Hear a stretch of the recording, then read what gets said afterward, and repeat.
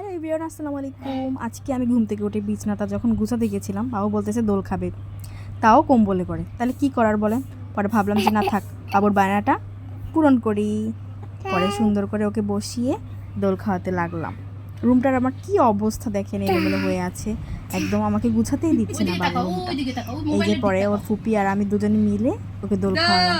ও এত খুশি ছিল, ওখানে বসে দোল খাচ্ছিল। ওর কিন্তু দোলনা আছে, কিন্তু বড় হয়ে গেছে দেখে এখন আর দোলনাটা টানিয়ে দিচ্ছি না। এই যে দেখেন কি সুন্দর করে শুয়ে পড়েছে দোল খেতে খেতে। পরে ওকে বলতেছিলাম নাও বাবা, আমি এখন বিছানাটা গুছাই। ও বলতেছে না না না না না। এই দেখেন এখন বলবে না না না। সবাইকে টাটা দিচ্ছে বাবু। টাটা সবাইকে পাপা দাও। পাপ্পা দিচ্ছে সবাইকে। হইছে, এবার এবার আমি গুছাই, চলো।